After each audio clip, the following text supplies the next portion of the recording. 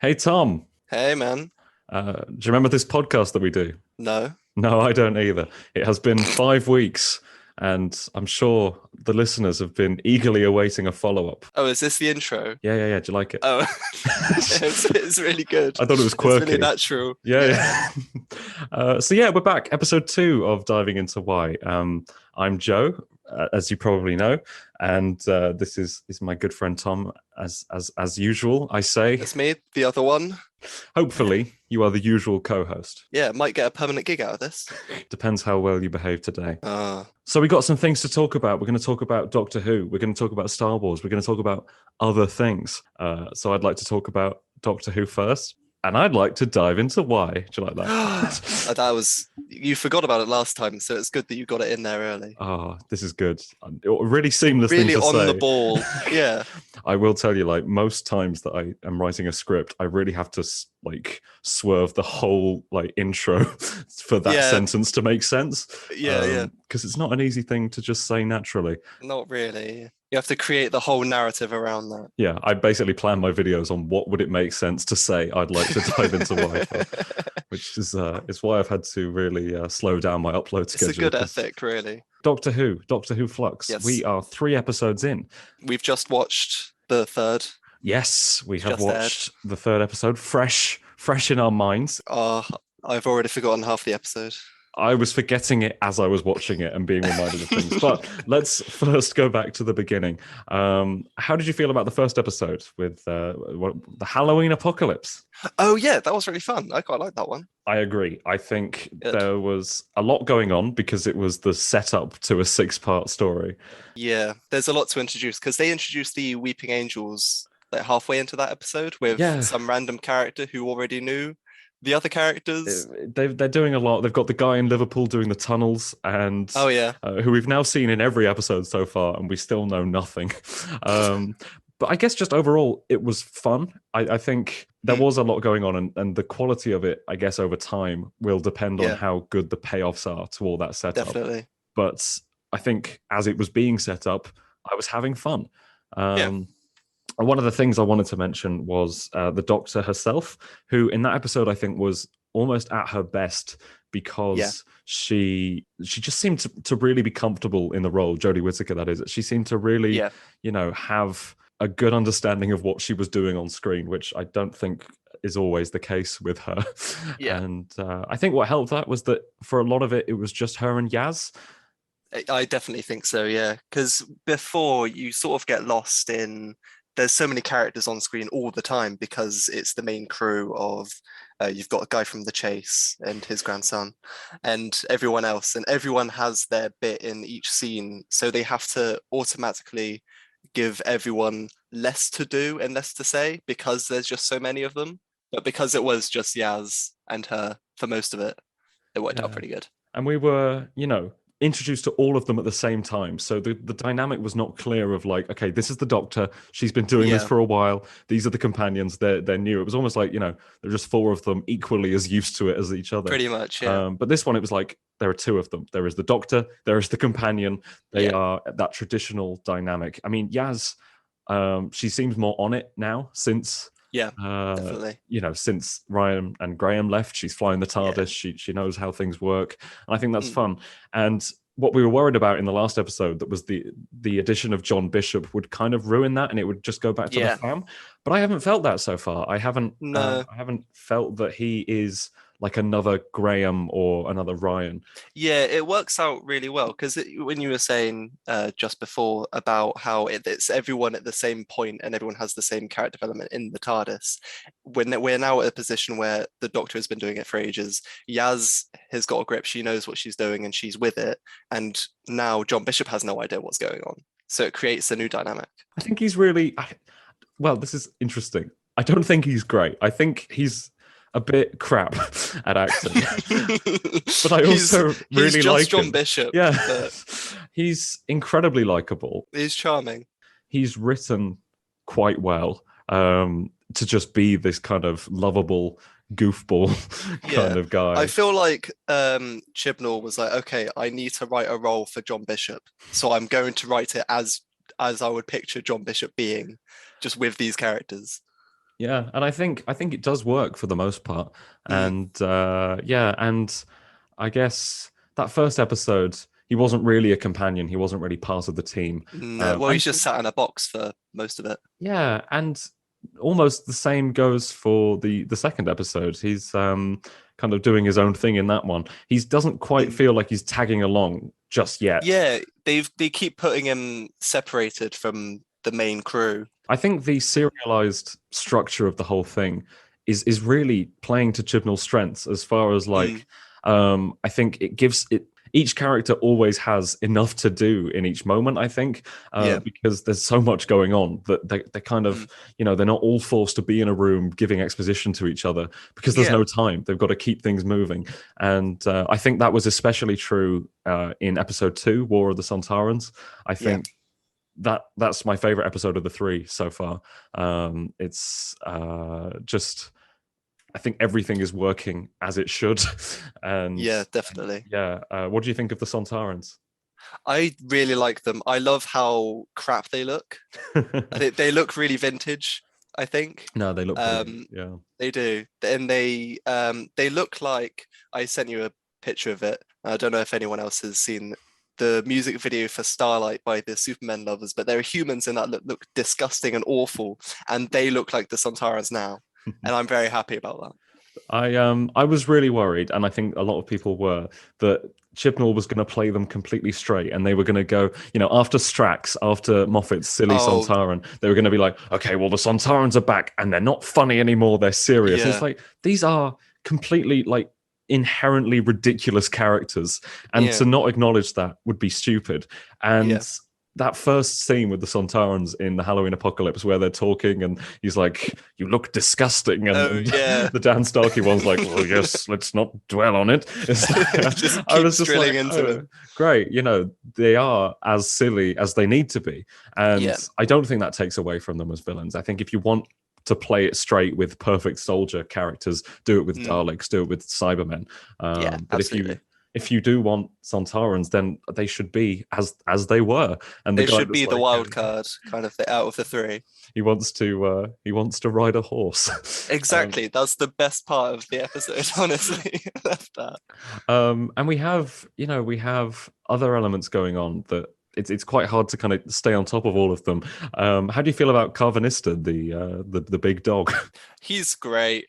He's really cool. I wasn't too fond of him when he first appeared, but as they grew on, and then John Bishop and his relationship sort of progressed from there, just became a lot more likable and just a lot more fun. Yeah, I was really surprised to see that dynamic kind of be like a really nice kind of Yeah. heartfelt thing, especially in episode 2 when he shows up.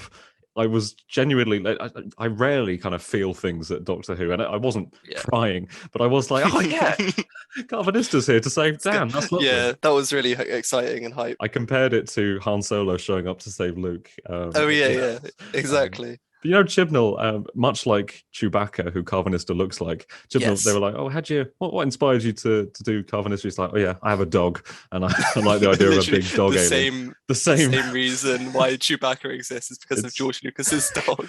So Chibnall, he stole the Chewbacca design and he stole the Chewbacca origin story. But it's good, and I guess what else is going on? There's some historical elements that haven't really been brought out fully. I guess there was Mary Seacole last week, who another one of those kind of figures from history that Chibnall wants to shine a light on, which is something that I said in my video a couple of weeks ago is a really good part of his era. Is that he's like, okay, these are the characters that I love from history, and I think we should look at. Let's drop them in a Doctor Who story. It's really weird that a story about time travel shockingly hasn't done a lot of that. No. In the past years. Always setting seems to come before, or for Russell T Davies and Moffat, it was about setting it like in a specific time period rather than around a specific person. Whereas this, maybe it was the case of, wanting them to be in the Crimea War And okay, Mary Seacole can be there. But either way, I think it was just nice to have her there. The actress was really good. She was great, yeah. It just really worked. It made me Google her, Good, yeah. because I did not know that much about her beforehand.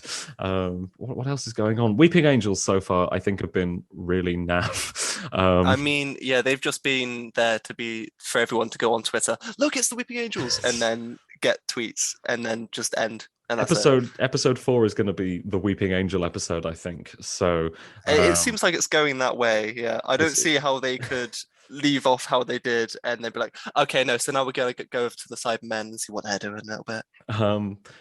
So hopefully there is some kind of style in how that episode is brought to life, because it feels so. And I don't want to dismiss all Doctor Who fan films. In fact, I was in one quite recently. I voiced you were K9, weren't you? In Joe Street's Echo's End.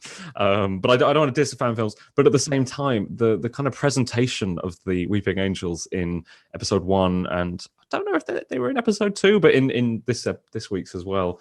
It's just so flat. It's so. I know that maybe at some point they used like just a JPEG from 2010 of like one of the angels instead of an actual like model or person in a costume, and you can kind of tell it doesn't look great. And I really hope that when they are the focus, it is done as stylishly and as deliberately. They're not just editing the same JPEG constantly to make it work. The problem with we'll speak a bit more about today's episode because there's a lot going on there, but in every time the angel showed up and got closer, it didn't really change position. It was still the same thing, yeah, just closer and I don't know if that was the JPEG just being enlarged. Yeah, it might have been on screen.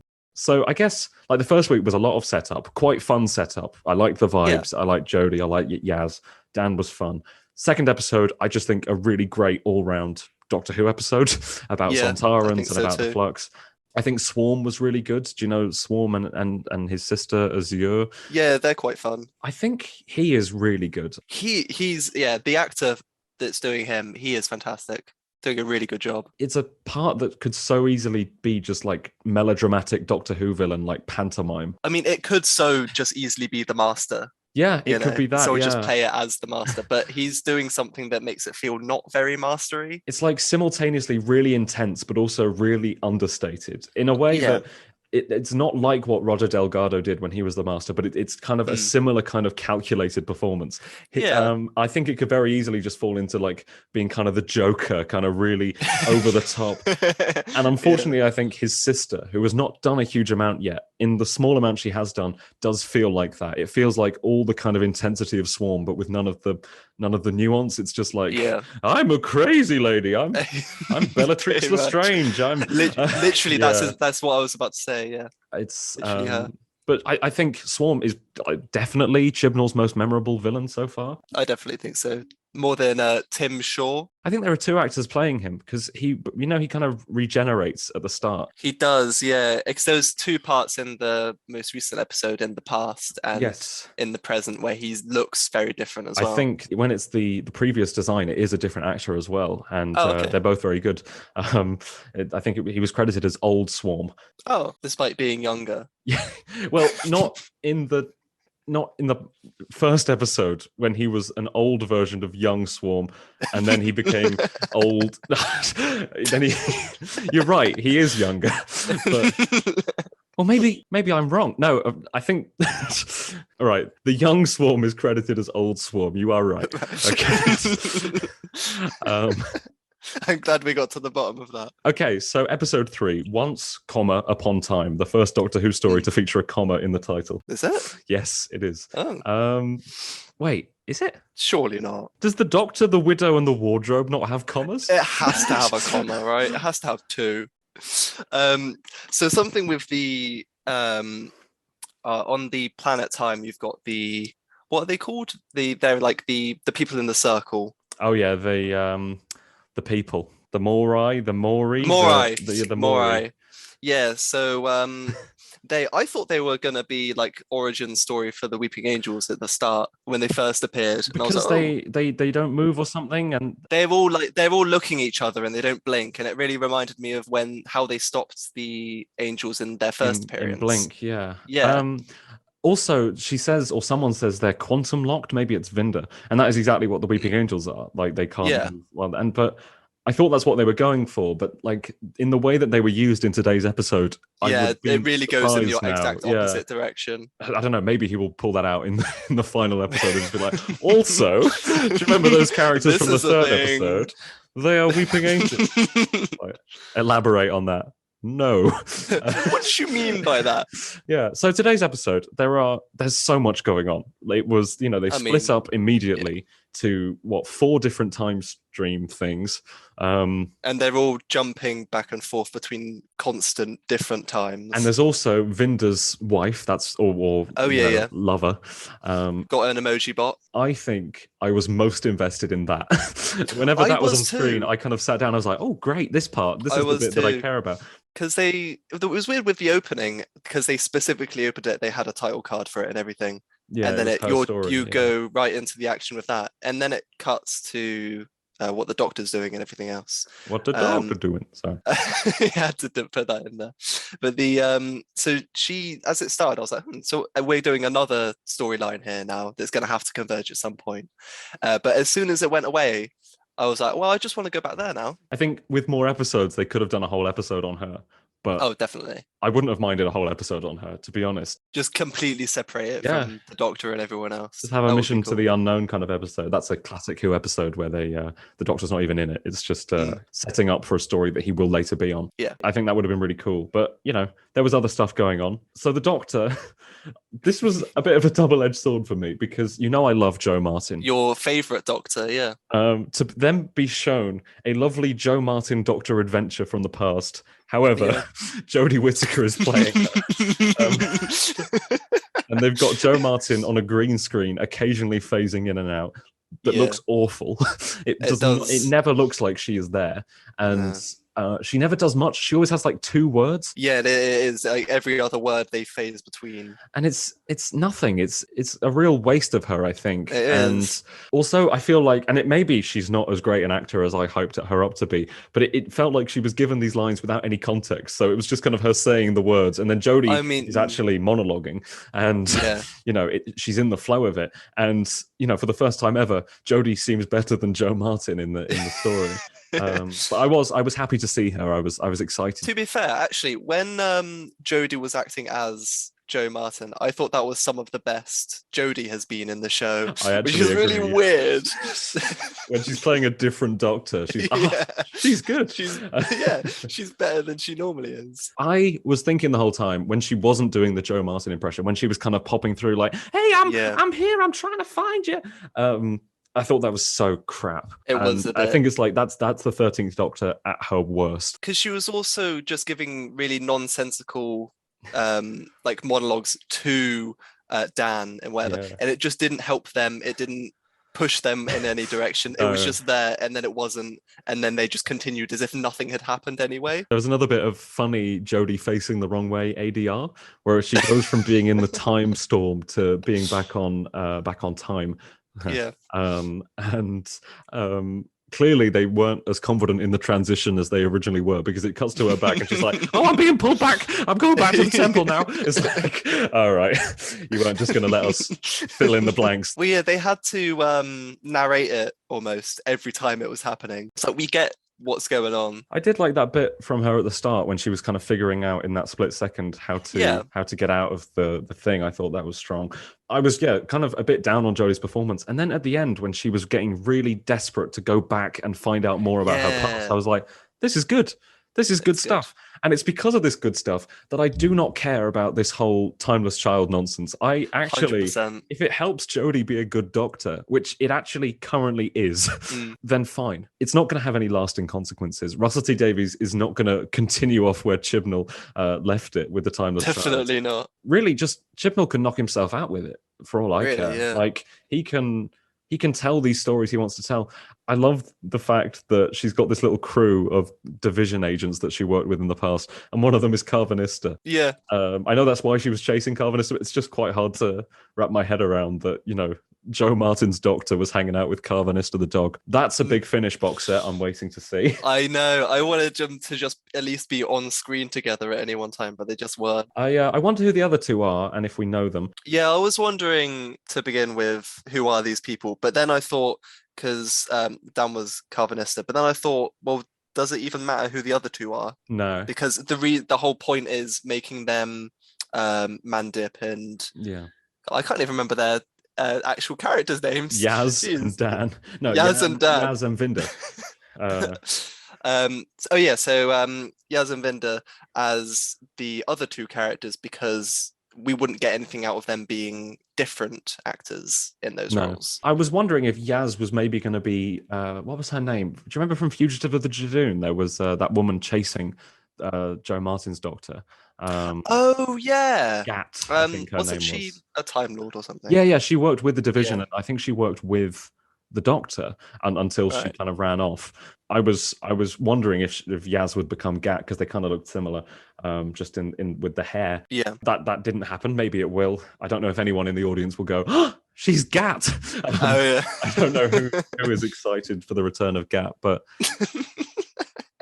I mean, it's all nonsense. Like the Flux, it's just an excuse to throw the Doctor and the companions into different situations. Oh, absolutely. But it's a fun bit of nonsense, really. It is. And it's good. It's nice having everything feel connected, even though sometimes it's quite loose. Like, the Sontaran stuff last week wasn't huge. That could have been a separate episode that didn't have anything to do with the Flux, that was just given a few fluxy didetails along the way.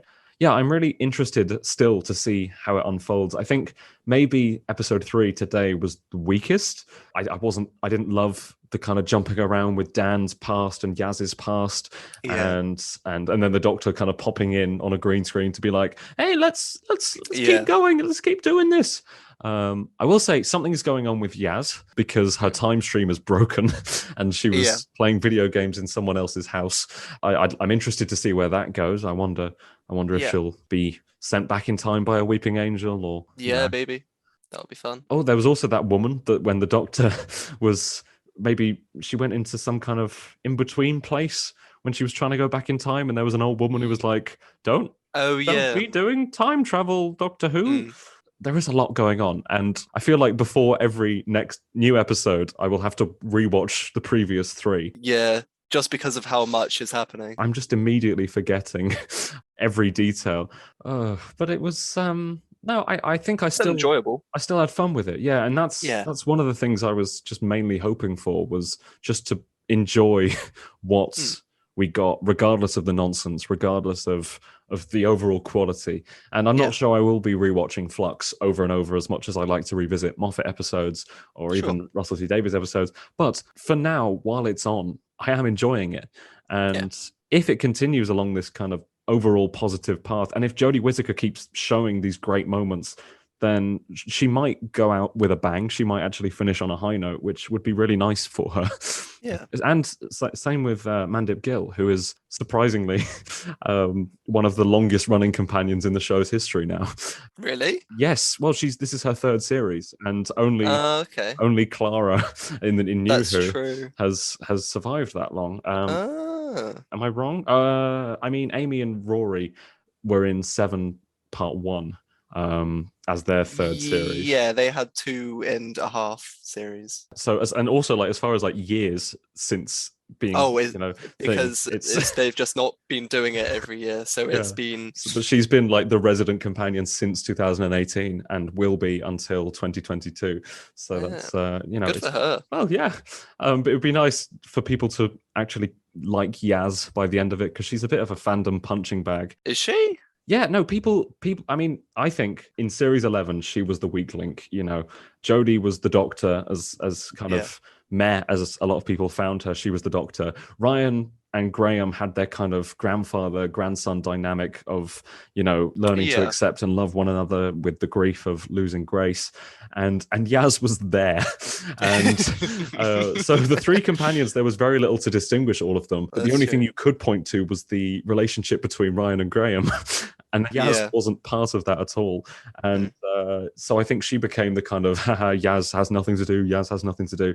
Yeah. I think in series 11, or series 12, it was Ryan and Graham who had nothing to do. And I started to like Yaz a bit more. Yeah. I always think that Mandip was probably the strongest actor for the companions roles. Yeah. As a whole, I think Mandip was probably my favorite companion. I think in series 12 she was probably mine. I think even Bradley Walsh bringing the kind of charm to Graham didn't save the fact that Graham had nothing to do, and really should have left in resolution.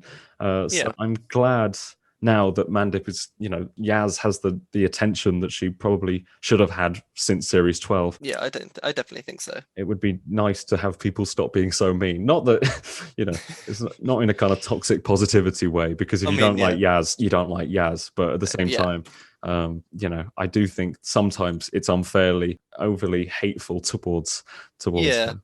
I like to point out, to just have a moment to reflect on, last time we did this, we had nothing to talk about in ways of Doctor Who. Just had to stretch out as much as possible, and now we've had 3 episodes of the new series, and it's just gone so quickly. It just feels great. It is really strange to kind of cast my mind back to then, and you know, we were speculating with absolutely nothing to base it on. And from what I've seen of like general public response to this new series, a lot of people are saying like, oh, I'm not a big Chibnall fan, but I'm actually quite enjoying Flux. Oh, really? That's good. Obviously, there's still a lot of Chibnall bad, because there will always be. Of course. I think overall people seem to be enjoying it. I don't think the ratings have been wonderful, but you know, I think it's unlikely that on his 3rd series and on Jodie's 3rd series, they're going to win back the entire public, you know. No, definitely not. Maybe that's why he feels confident in just being able to be really weird with it. Just do whatever. Yeah, because, you know, I don't think anyone's going to be like, I might turn on the new Doctor Who, and then episode 3. Because if people didn't like the last 2 series, there's no shot they're going to turn on this series and then be like, no, I will give it one last shot. It's also not an easy one to jump on halfway through as far as the series goes. It's like, exactly, imagine today's episode being your only have a one-shot episode. Be like, that'll be fine. Enjoy that for Doctor an hour. You know, it's just a monster of the week. It's like, oh, they're like, what the fuck is actually going on? There's 2 swarms. There's John Bishop. Jodie looks in the mirror and she's Jo Martin. What's going on? She's someone else. I didn't watch that episode. What's going on? I remember I was watching series 12 with my mum, and then she kind of like tuned out maybe episode 4, right? And episode 5 is when they introduced the fugitive Doctor, and so she never watched that. And she watched like a Children in Need thing that year, and it was all the doctors saying thank you to NHS workers, and alongside them was Jo Martin, who has every right to be there. But for 100%. My mum, who was watching Doctor Who until quite recently, to suddenly have this black woman who she thought would have been, you know, she was like, this I don't remember the news of this person being cast as. Who thought that would have been like big news? Hadn't heard a thing. Which is partially the problem with her being a kind of throwaway supporting character. I guess my hopes going forward is that she is brought into the story a bit more, maybe for a special, not as the only Doctor, but maybe alongside Jodie. We could do a big multi-Doctor special and have her in it. Even just a kind of 2-Doctor special as part of the Timeless Children narrative, I think would be good.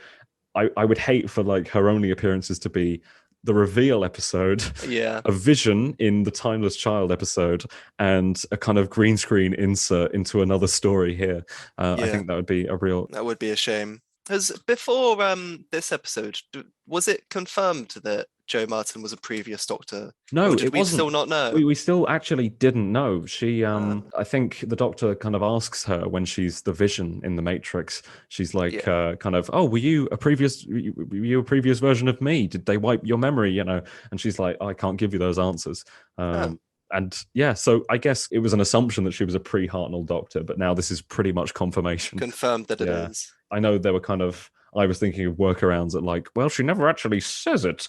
Maybe she was just helping the Doctor along the way. But that was when I thought Chibnall was going to take over and she could be 14. But I think now that she is probably not going to be the 14th Doctor, I just want to see as much of her as possible while Chibnall's still around. Yeah, definitely. I don't have high hopes for that, to be honest. I think that's all I have to say about Docky Who. Can we move on to the fan favorite section of the podcast? Yes, the most famous point. The Star Wars section of the podcast. Yes. Once we're like a really successful podcast with like millions of episodes and fans and subscribers, we'll have merch saying we're going to have merch. There'll be a little intro song that someone will make. Yeah, have a little jingle. Yeah, the little Star Wars section of the podcast intro. It rolls off the tongue. So Star Wars, it's been a pretty empty month since last time with Visions, which I guess kind of reveals that like if Visions was still coming out weekly, I don't think it would have ended yet. And maybe that would have been a good idea because it could have kept us going. Yeah, closes the gap between Boba Fett. Yeah, because Boba Fett is like end of December. And we've still got we've had this last 5 weeks of nothing really. And we've got another however many weeks, another month and a bit, another month and a week maybe. So it's a bit, a bit barren to be a Star Wars fan. What a shame, usually, 5 years ago to have like a month where there's not much Star Wars, I don't think that would have been a big deal. But to be, we haven't had Star Wars since about 6 weeks ago when they released 9 short films. It's quite entitled. It's become really pretentious. Yeah, it's like we're really demanding now. It's like, excuse me, Kathleen Kennedy. Last year we had 3 Star Warses to watch in the month. No, what have we had? We had the Boba Fett trailer. Did you watch it? I did watch that trailer. There's nothing to talk about, is there? Not really. I'm quite excited for it. It seems quite chill for it's going to be a shorter series, isn't it? Like Kenobi. Relatively limited run. I don't know if they've said how many episodes. I feel like they said it was going to be 9, but I'm not sure. Okay, well then that sounds fine. I saw a tweet that was like, I'm assuming that what we've actually seen in the trailer is only from the first 2 episodes. And I'm like, I actually really, really hope that's true because it looks like there's nothing else to offer. And I think that's quite wishful thinking to be like, it won't all be muddy Tatooine crime lord stuff. It's like, oh, please don't be. Probably will be. It looks like The Mandalorian, to be honest. It looks like The Mandalorian without Din, which is to say, The Mandalorian season 2.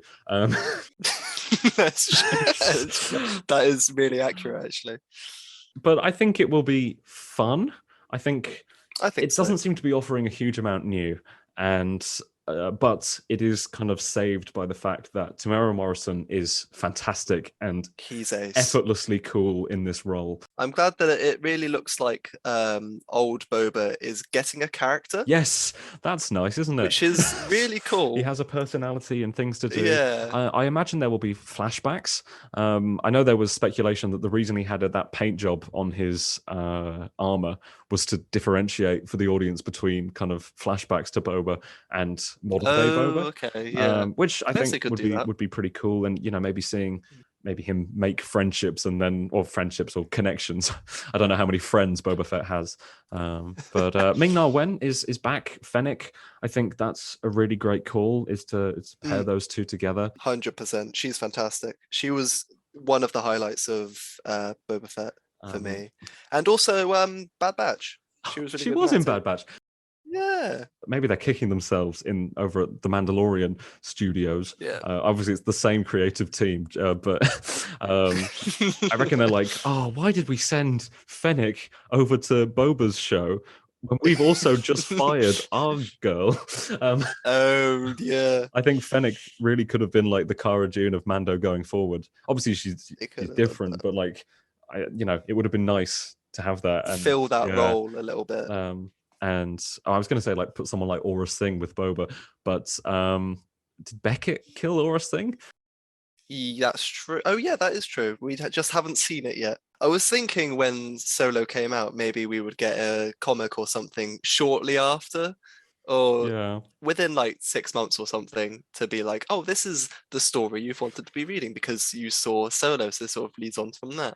But no, we still haven't heard a single thing. We haven't even seen Tobias since Solo, have we? Or maybe just they just kind of buried all Solo stuff. Well, they're doing a Maul series, aren't they? This was what I was going to bring up. This was literally my next point, was that there were kind of rumblings and rumors going on, like pre-Disney Plus Day, that the next animated series was going to be about Darth Maul and Crimson Dawn, which I think I'm just kind of frustrated because to me, like the most interesting stuff going on there is with Kira, is kind of post-Solo stuff. It's after all of that, yeah. And now they're dealing with like even further post-Solo stuff with her in the comics, which I've not actually got to yet, but I know she's in like War of the Bounty Hunters. But that's almost kind of worrying because they've said all of like the head of all of the screenshots and stuff that I've seen is she is going toe to toe with Darth Vader constantly for the past like 5 issues, fighting him, like physically fighting him,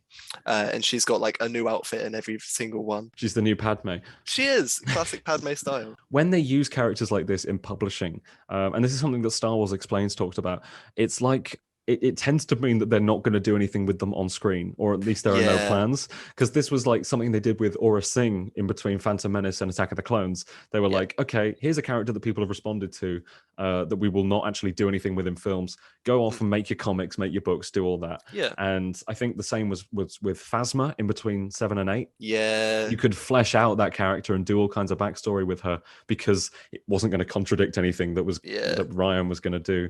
And now I worry that Kira being involved in all this is almost like confirmation that like Emilia Clarke is not kind of coming back to do that anytime soon. Yeah, that makes me really sad. Yeah, I think, and now with like a show all about Crimson Dawn in the works, and it's not about her, it's about the pre-Kira years. It's a bit of a... Because even, because there's a time skip at the beginning of Solo, isn't there? So she had been with Crimson Dawn for a little bit. Yeah. And then assuming because Maul trusts her by when she talks to him after she's killed Dryden. So they could do a ton of stuff in there of her doing assassin work and all of that kind of thing. Yeah. And that would be quite cool. But seeing I her in charge of Crimson Dawn would have been really cool to see in a show or something, but they're just not going to go in that direction, which is quite sad. I think I think Solo is a good film that happened at the wrong time, and I definitely think so. Maybe shouldn't have been a film. I think like I was going to say like if it had come out like a couple of years later, it would have been worked as a Disney Plus show. But I kind of think that because of its failure, that's the reason we're getting so many Disney Plus shows of that thing, and so I feel like it had to exist for like Star Wars to realize this, but at the same time it does it ruins that. And I mean Alden's getting older and he's going to be Harrison Ford age soon. True. But it would be nice if he could play Han again. And I would love for Donald Glover and Alden to come back and be those characters again, because they were fantastic in the film. Also, I really miss Chewbacca. I think I took for granted that we were just seeing him all the time, because for years he was just on the screens all the time. Just there and like in the background. Eunice as Chewbacca, I was like, oh, he's just so lovely. And he was doing press events all the time for both the sequel trilogy and for Solo. Yeah, he was all over. And now it's like, oh, where's Eunice gone? I think more so than the other ones. I feel like Chewbacca is just like a pretty constant in Star Wars. That I mean, again, it's only been 2 years since he was in Rise of Skywalker, but I'm getting demanding again. I'm getting entitled. I hope they bring Eunice back. Maybe not as if he's not going to be Chewbacca again. I hope he does be Chewbacca again, but even just as anyone, come back as like one of Zeb's species or something. That'd be super cool. I was I saw like a thread of like fan castings for High Republic characters. I saw someone say that he would be Buriaga. That's so good. And I was like, that'd be lovely. Yeah, just have him be a Wookiee all through the decades. So a little bit on that Maul series. There were rumors that it was going to be kind of announced and it was being worked on, and there was a Disney Plus Day celebration coming up, and it looked like everything was pointing to like an announcement of sorts, or if not that, we would get more stuff about the other upcoming projects that we're getting like next year. Yeah. And Star Wars tweeted out in like September, add Disney Plus Day to your calendar. You won't regret it. So people were thinking like they're going to Bad announce Batch something. season 2, Andor. We're going to see some more of Andor. We're going to get like an Obi-Wan like full trailer. We're going to look at more Boba Fett stuff. And what we got was the Boba Fett documentary Oh yeah. that they put on Disney Plus, and an Obi-Wan reel thing that kind of sums up what they're doing. Yeah. That is actually from December 2020. They showed it to investors on Investor Day last year, and it leaked a couple of days before Disney Plus Day anyway. So everyone talked about it pre-Disney Plus Day. So Disney Plus Day rolls along. There's nothing new except the Boba Fett documentary, which is nothing. Crap, yeah. It is. I watched it in between just doing nothing on Friday and just checking Twitter. Maybe it was the National Geographic bit. I was like, okay, I can afford to do that. I mean, maybe it's because I'm such a good Star Wars fan. No, maybe it's because like I've sunk my teeth into so much behind the scenes stuff, but it was all stuff that I'd seen before. Like they got George Lucas. They interviewed George Lucas like newly. Like really? Yeah, he's in this documentary, but it's nothing. It's nothing new. It's nothing revolutionary or informative. And you know, they do a nice bit about Jeremy Bulloch, but they don't mention the original voice of Boba. Okay. They don't mention kind of the special edition additions. But it's just that's kind of naff. And then they show Obi-Wan. I think like what is the state of Star Wars that they can't advertise multiple of their projects at once? Yeah. Like does Boba have to be like their only thing? Well, yeah. So it was the same thing when The Last Jedi and Solo was going on at like similar time. They couldn't advertise Solo because Last Jedi was coming up, and then they fucked themselves because of it. Yeah, like Solo's first trailer came out in like February, like after The Last Jedi. It came out like a month later, and so that film did like no one even knew it was really coming. It was kind of around the same time as Infinity War. Yeah. It was just a mess, and they're still doing that. Like it's like, oh, we can't do Boba until Visions is out. Okay, now Boba's out, we can't advertise Andor or Solo. It's like, just they showed a bit of Moon Knight for Marvel. Yeah. Right. Moon Knight wrapped filming about 2 months after Andor wrapped filming. Andor is done in the filming thing. I didn't even so they know were that. they were able to show what they had of Moon Knight because they've done that much. They're in that stage of post-production. And they are 2 months behind the Star Wars show that they are also working on. And we've still seen so little from it. I don't think we've not seen any footage of Andor, have we? There was a little reel in Investor Day last year. I haven't even seen screenshots of it. Also, interestingly, because they did that tweet kind of building up like Disney Plus Day. Yeah. And at the end of Disney Plus Day, they do like a thing of like kind of showing all the projects they've spoken about all going into this one big collage of things. And in this were Bad Batch Season 2, Andor, and Book of Boba Fett, which are 3 projects that they've actually not spoken about at all Disney Plus Day. And it makes you wonder, like, was there other stuff that they shelved because they were too scared of promoting multiple projects? And it's just, I've seen some people like, oh, don't be so entitled, don't be do that. It's like, I feel like I'm going to be watching this stuff, whatever. And I don't care they're just about shooting trading themselves in the foot by doing nothing. Yeah, I would like Star Wars to be successful and popular and enjoyed. And I feel like advertising Boba Fett like 1 month before it comes out is a bit rough. But Eternals, the director of the Eternals, Chloe Zhao or Chloe Zhao, I think it's actually pronounced. Zhao would be, yeah. Yeah. There were rumblings of her directing Kevin Feige's Star Wars movie that he's producing, that is being, produced by him and written by Michael Waldron from Loki. I think that is true. And there were rumors that she was tied to that. And then now it seems to be that she's not. So what we have learned is that she either is or isn't directing a Star Wars movie. Interesting. And so that would be exciting if it were true. I've seen some people frame it as like, because of the failure of Eternal, she's been fired. And it's like, we didn't know that she was ever involved. Like, I feel like if she's not involved, she never was. And because it was just within like 2 days, the kind of announcement, and then the kind of not announcement, but the initial rumors, and then the follow up hesitation. But I think that would be really great because I I was on a podcast, What the Force, and we spoke about like potential storytellers who we think would do a good job with Star Wars. And I did mention her because she spoke about how she would be willing to make a Star Wars movie, and that would be great if it was true. It may not be. Who knows? You haven't seen Eternals yet, have you? No, I haven't. I need to. I haven't seen Venom either. Oh, I need to see both of them. do a double bill. Yeah, I should do. I did a double bill of Dune and then Venom, or Venom 2, and Dune is like this lovely, slow. Have you seen Dune? I have seen Dune. Yeah, that's this, so good. It's a lovely. It's. I mean, in the best way, it's like boring. Like nothing happens. Like you're just kind of engulfed in this the world. best kind of nothing happens. And it's such a slow burn, and it's so wonderful, and nothing just happens for the sake of it. It really takes you through this journey, and then like directly after, I went in to see Venom: Let There Be Carnage, and it's like an hour and a half of just like non-stop just nonsense, just crashing and crashing, and the Eddie the Venom voice that Tom Hardy does is just so ridiculously over the top in this film. And I don't remember it being that silly in Venom 1. I remember him being like, he occasionally had the funny line like, oh, I'm kind of a loser back on my own planet, but in this one, it's just constant nonsense, and I really enjoyed it. It's awful. It is probably one of the worst films I've ever seen, because it is. Really? I don't think there are any kind of qualities that I can look at and be like, yeah, they did that well.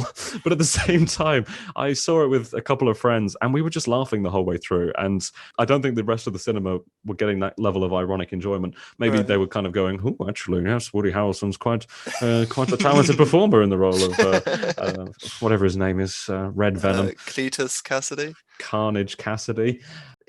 Carnage is kind of in the title. Venom, Let There Be Cletus.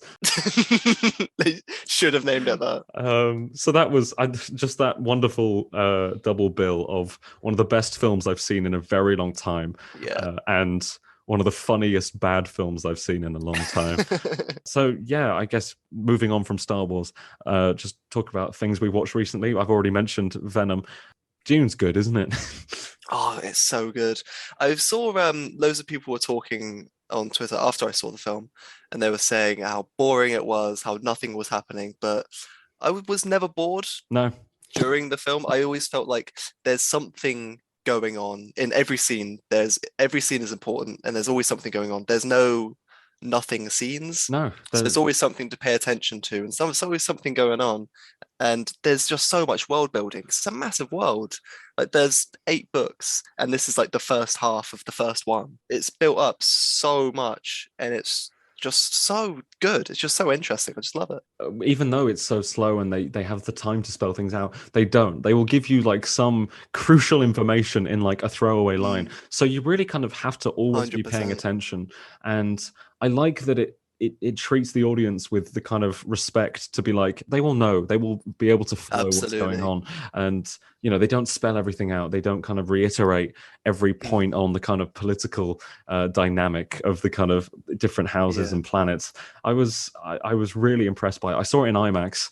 It was basically before Eternals came out. It was quite soon before Eternals came out. And I knew that like, if I couldn't see it in IMAX then, I wouldn't, because Eternals was going to come along and kick it out.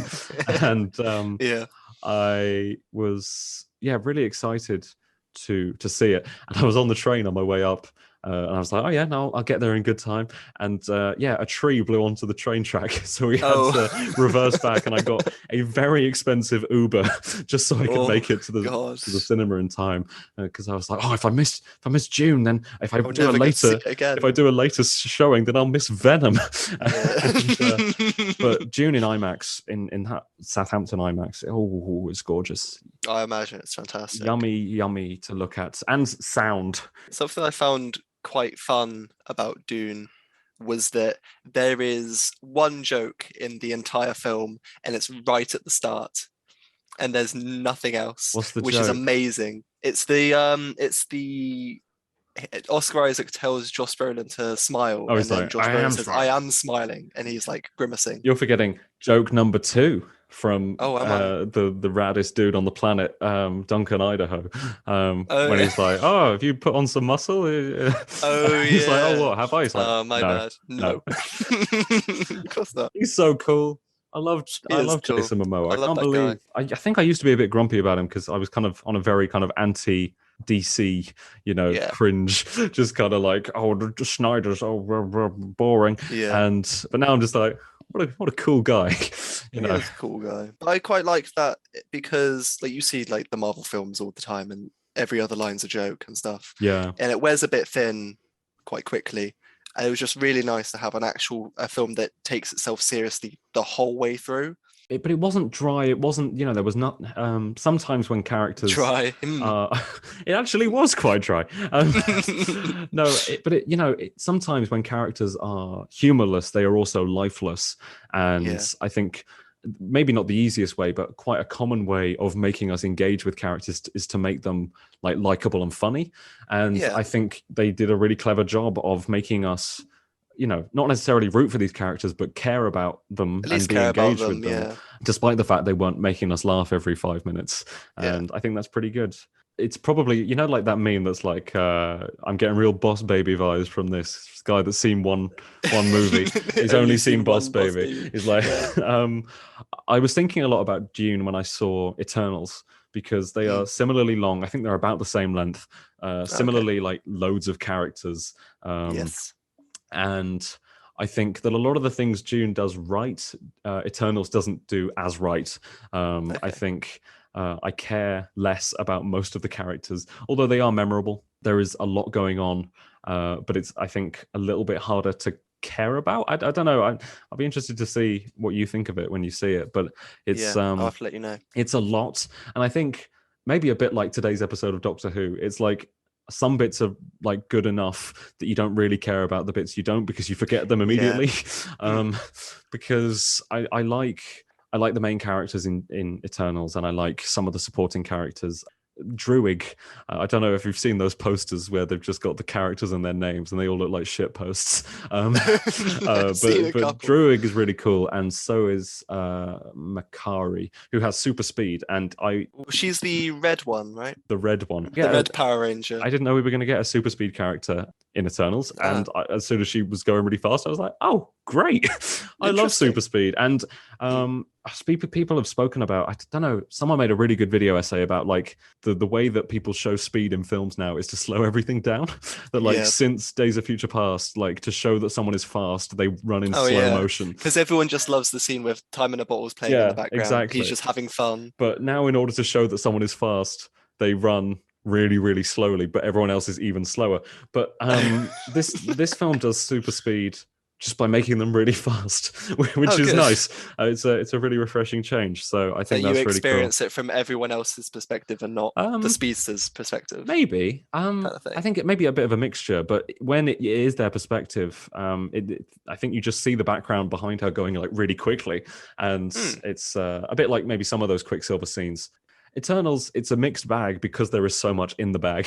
But I think in a lot of things where there is so much, you can kind of pick out the good and remember the good and be like, okay, I hope the MCU runs with these elements. And I hope that, we see kind of this thing going forward and that this character isn't dropped.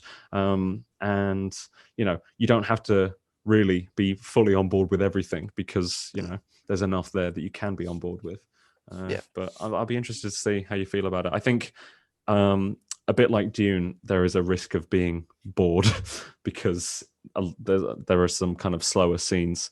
And I think Dune does a better job of, in those slower scenes, not making you bored.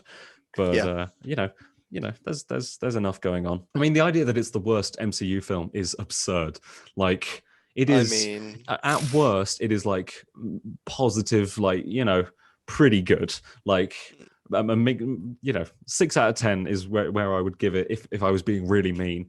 But like, there are Marvel movies that I never want to watch again because I was just so unimpressed. And Eternals is not one of them. So what else is there to talk about in this recent releases section of the podcast? Have you been watching, reading anything? Not really. Oh, I saw, you're going to be upset with me. I saw a Jake Gyllenhaal movie. What? I know, traitor. That's not good. No, I watched The Guilty. What's that? It's a Netflix show. It's literally just him in an office. He's a cop who's on the phones. He's just taking Bastard. calls. Bastard. I know, what a prick. Is he should guilty? be looking after his girlfriend. He is guilty. He's guilty of dropping Taylor's hand. At Sorry, the dinner party. go ahead. Sorry. I feel like you need to talk about something. No. Talk about your stupid show. That's fine. It's not a show, it's a film. You can gaslight me. That's typical. Are you gaslighting me? No. Typical Gyllenhaal fan. That's fine. Go ahead. No. Yeah, they would spin it that way, wouldn't they? But no, it was a pretty good film. I really liked it. It's really intimate.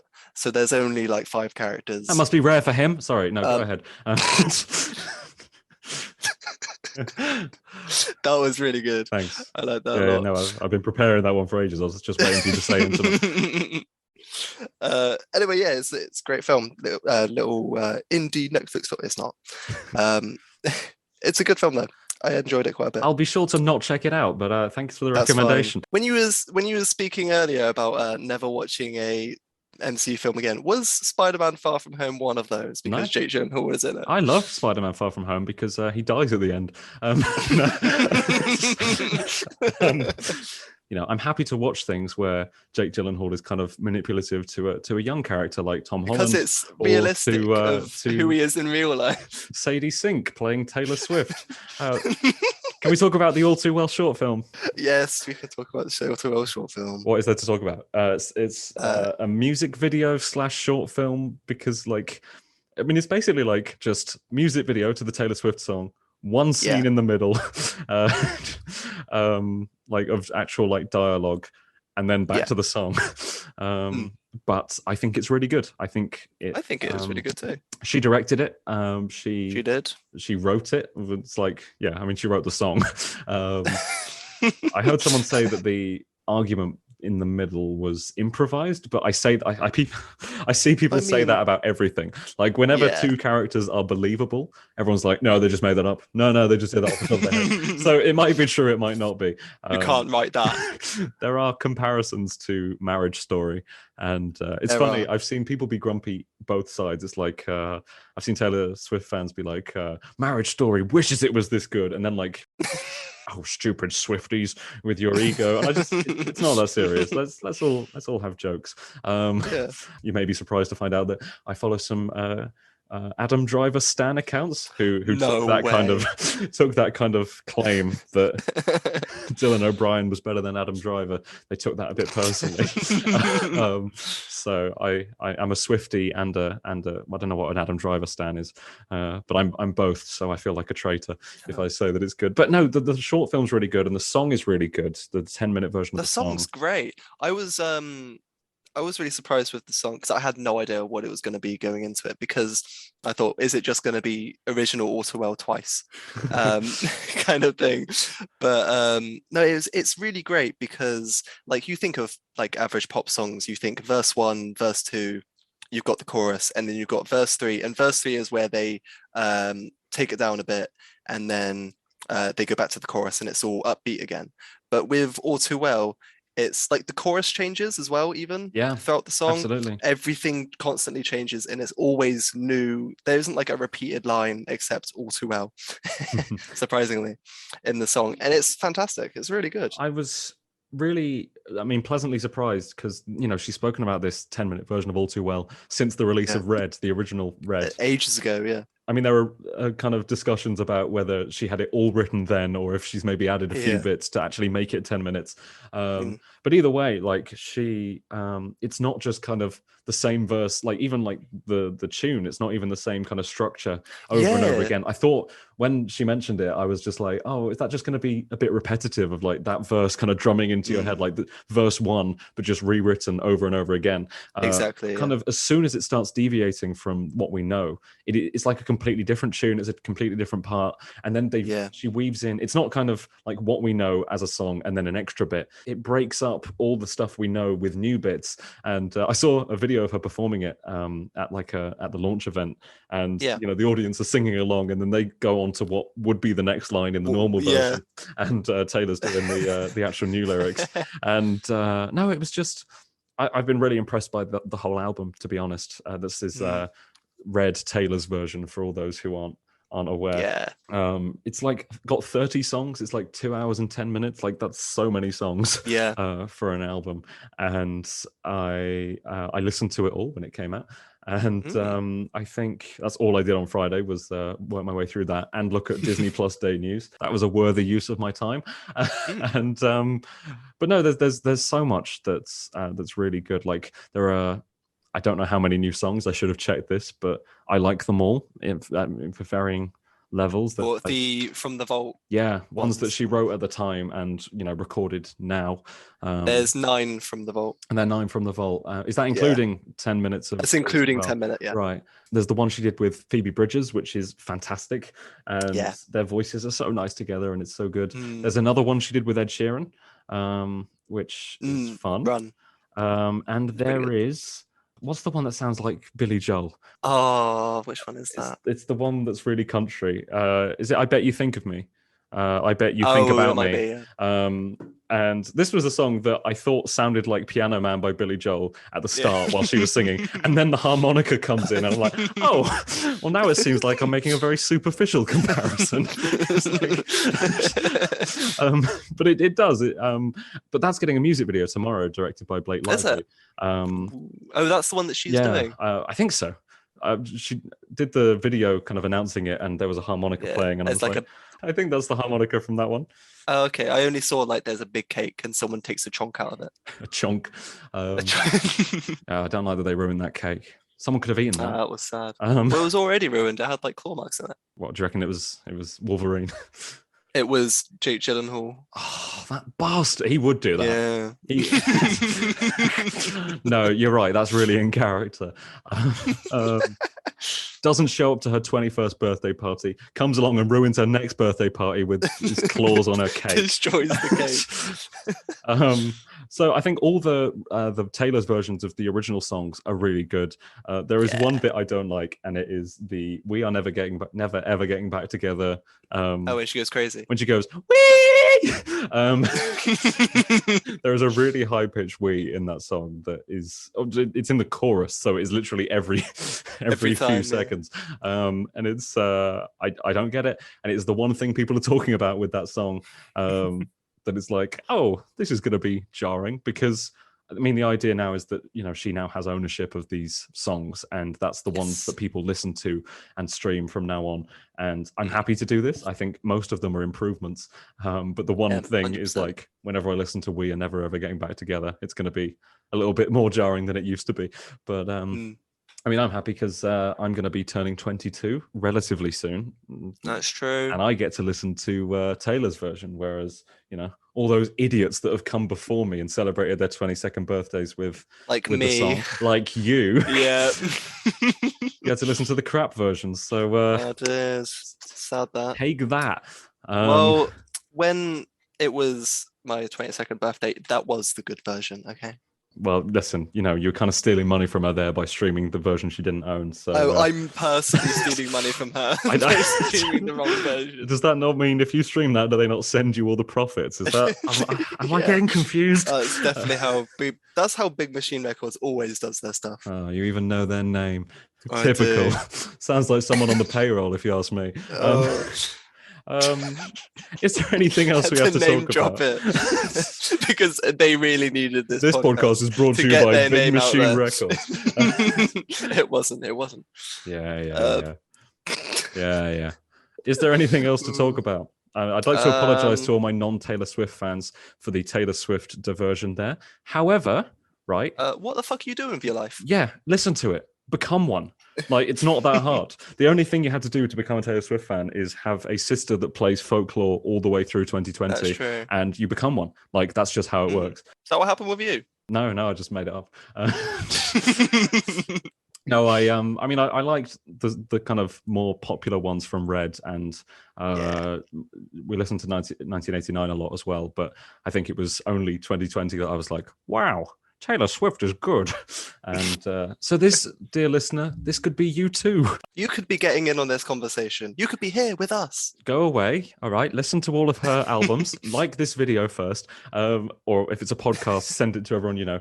Go back, listen through to all her albums. Taylor's version only, please. If it's available.